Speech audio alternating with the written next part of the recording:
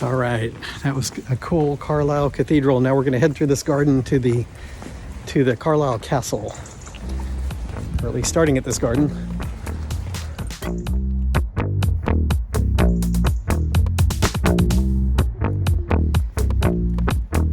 This is the Roman garden at like Tolley House or something. But not sure what all that is, but this is like they've got several plants and Roman column artifacts in here.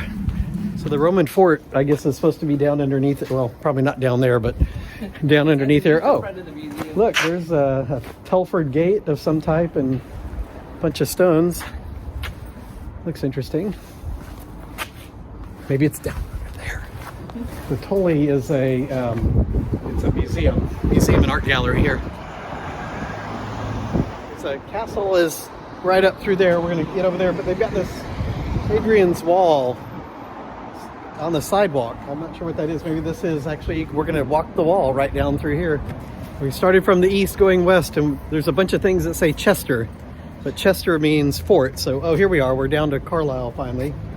Carlisle was Luguvalium. Not sure how they got Carlisle out of that. Maybe we'll learn that somewhere. But then here's the western end of the wall right here. That's pretty cool. So this is where the Roman fort would have sat, somewhere right here between the Tolley House and the castle. And the name of the city and the fort was called Luguvalium after the Celtic god Lugh. And that kind of changed to the name of Carlisle, which means the fort of Lugh, I think is the stronghold of Lugh. And then that Carlisle changed to Carlisle.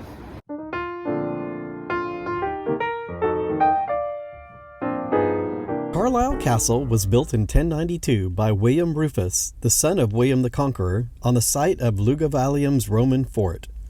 Henry I upgraded the Norman motte and bailey to a stone tower and fortress in 1122. The castle was of great importance in defending the border with Scotland. Today, it's not quite a working fortress, but almost. As recently as the 2000s, it was still the administrative headquarters of the King's Own Royal Border Regiment and Duke of Lancaster's Regiment, with a regimental museum that continues to operate. Inside the castle, you can explore the medieval tower and dungeon, the history of Mary Queen of Scots, who was held here, and Henry VIII's underground defense. Take a walk on the ramparts or visit the museum, cafe, and gift shop. Entry is around £14.50, but pay attention to concessions and a host of different peak and off-peak prices. Book in advance on the website for the lowest rate and a 10% discount, or become a paying member of English Heritage and visit over 400 sites in the UK for around £60 per person per year. In October, we felt like we had the castle to ourselves. Food service is storming the castle. All right, we're in. We used our English Heritage cards again, our memberships, and that saved us like 15 bucks. 14.50 pounds per person. The castle is laid out as a triangular inner bailey within a triangular castle built into the northwest corner of the city wall. King Henry VIII added the battery to incorporate cannons and gun defense.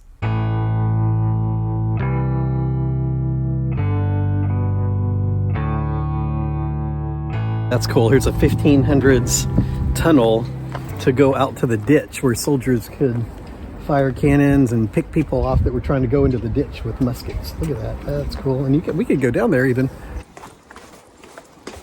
Whoa, this is dark and dank. Oh, okay. So wow, that's cool.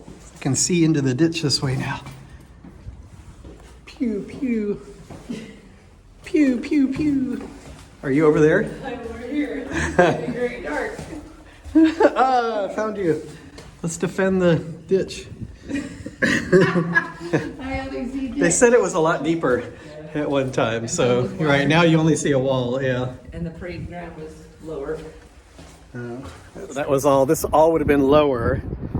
That would have been deeper and filled with water. So to attack this kind of central fortress here, you'd have to work pretty hard, and you have guys shooting at you from the underneath here. Okay, let's go in.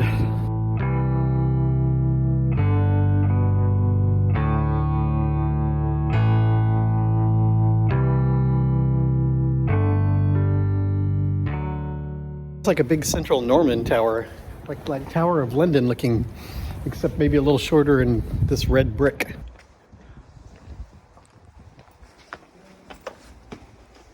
Welcome to the keep. Okay, we're gonna make a trip up to the first floor and go see the Great Hall. There's 3-4 floors of this and a basement. The basement's the dungeons. The first floor is the Great Hall, which looks like it's this right here. In the 1100s, King David of Scotland took Carlisle and supported his English niece, the Empress Matilda, for the English crown. This led to battles with the English King Stephen. David retained Carlisle Castle, completed the keep, and made it a royal palace. His knights and garrison would have lived, eaten, and slept in the Great Hall. A massive wall divides the Great Hall and was built for support and defense. Years later, in 1153, David died of natural causes in the oratory on the second floor of the keep. We're on a tight schedule today, so just going to run down and see the dungeons too. I think these are storerooms down here. This is like down on the basement level. This would have been mostly a storeroom, but also during the Jacobite Uprising in the 1700s, there might have been some prisoners stored here. Kept here with the stores. There's something called a licking stone somewhere, which is like a worn spot where moisture would come down the wall, and the prisoners would have licked the water to quench their thirst.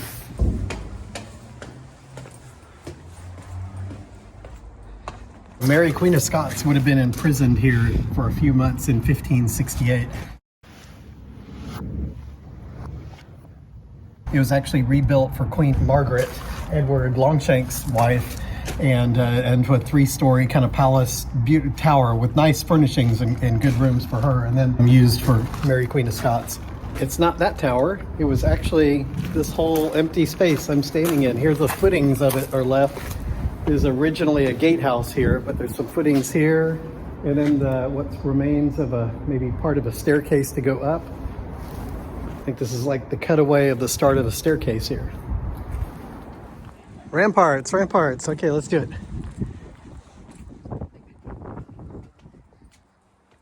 It's wide, room for lots of cannons. Yeah, this is cool. Oh, door to nowhere. No, it does go somewhere. This is the Captain's Tower. It was probably built by Henry II, or during the time of Henry II in the 1100s. So here's another one of these. Not sure what those are. The top floor and portcullis were added in the 1300s.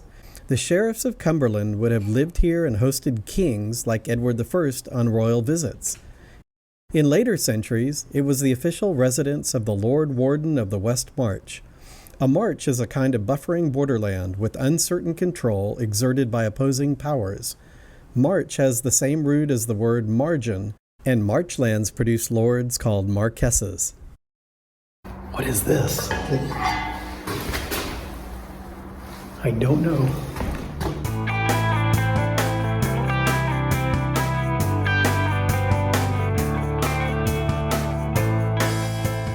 Okay, we're gonna do a quick hop around the walls, around the inner, well, I guess the walls of the Bailey Keep.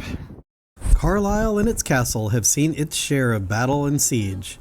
In the 1100s, the battles with King David of Scotland during the Anarchy.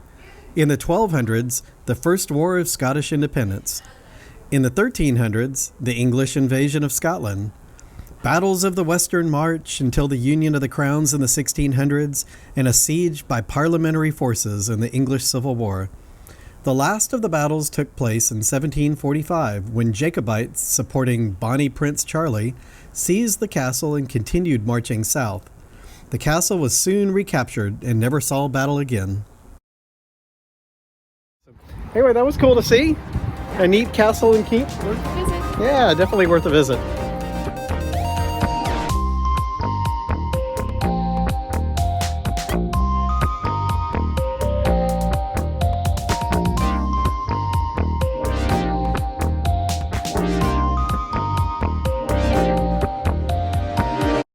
If you're enjoying this content, smash that like button and subscribe.